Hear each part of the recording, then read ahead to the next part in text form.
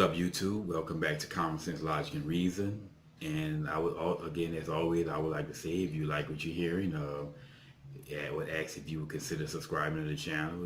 As it always helps out.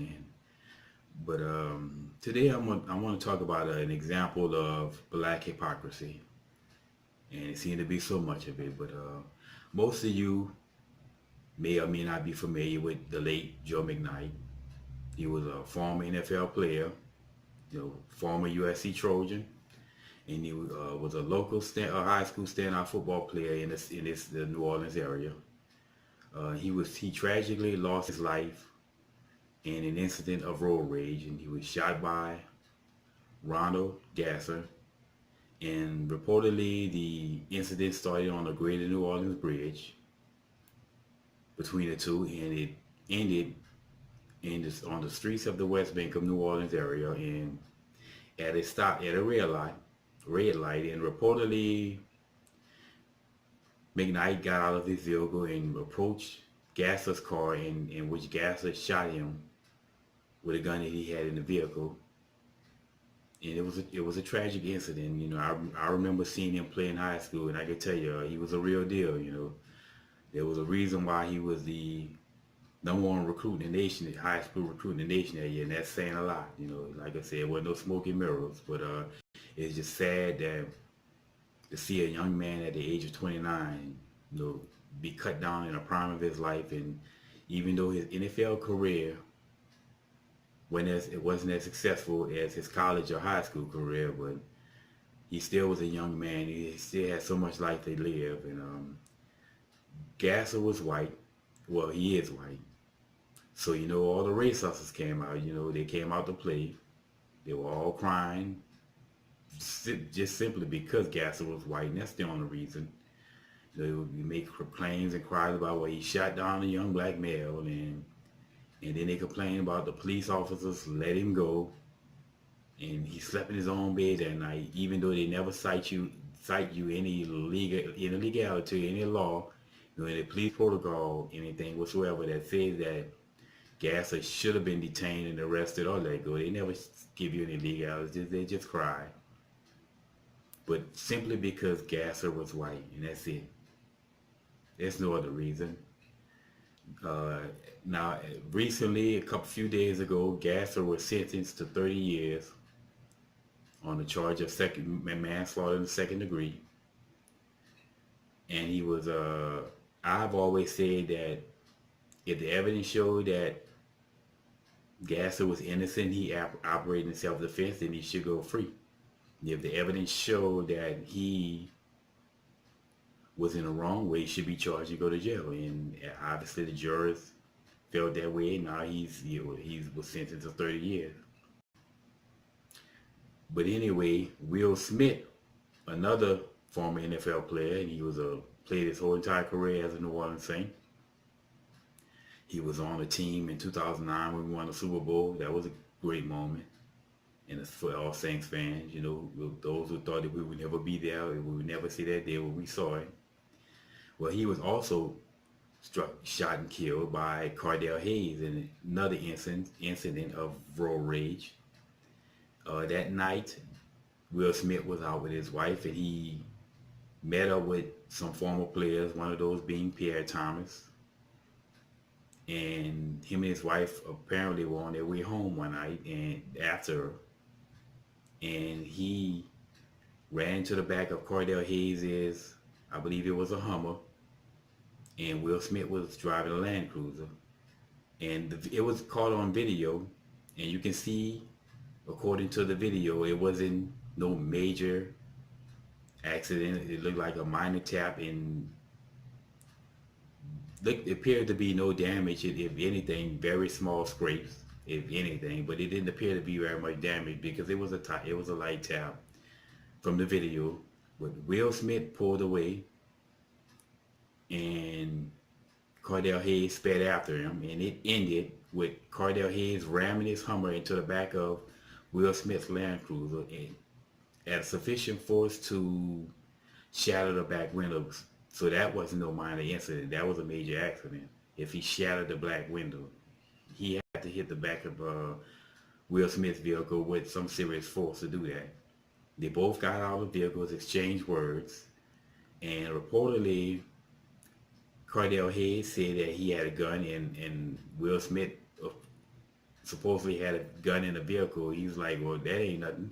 So he was headed toward the vehicle, and his wife, I believe it's Raquel, was trying to quell the situation, and somewhere in with them going to the vehicle, Cardell Hayes opened fire, shooting Will Smith. I believe it was 9 times, 7 in the back, 1 in the side, and once in the front, as he was falling, I'm guessing. And he also shot his wife Raquel, and thankfully she survived and lived, because I mean those children, they lost their father, and it would have been, yeah, as tragic as it is, it would have been even more tragic to lose both their parents that night. And she survived, and I hope she's doing well. You know, I hadn't really kept up with the case, but I hope she's doing well now.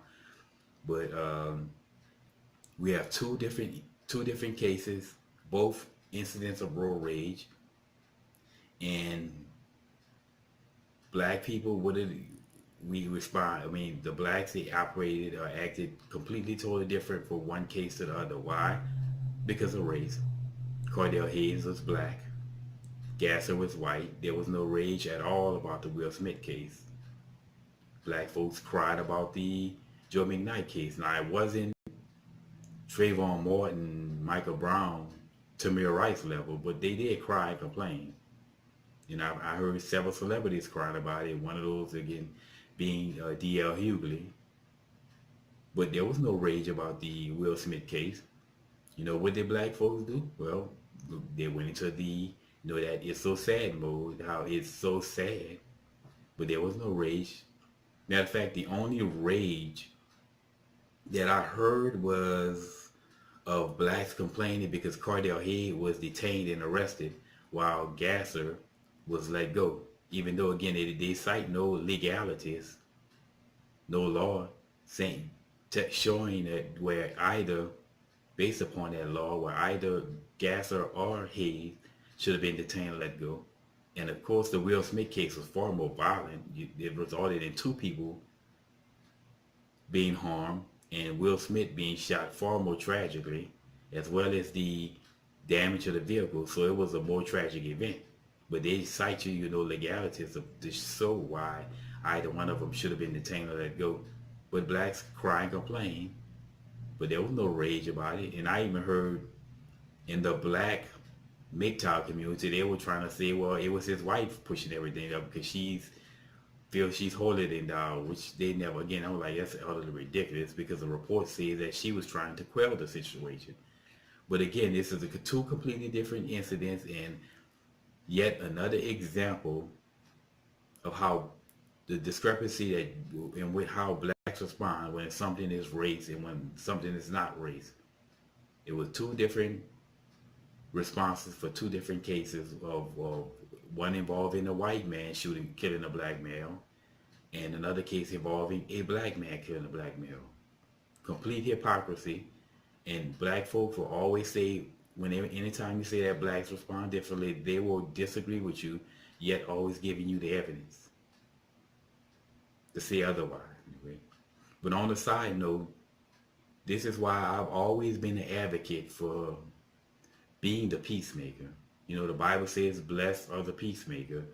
And had somebody in any of these cases had just been the peacemaker, I would say the chances of both these gentlemen being alive today would have been, I would say, great. I would say more than likely they would be alive today had somebody been the peacemaker.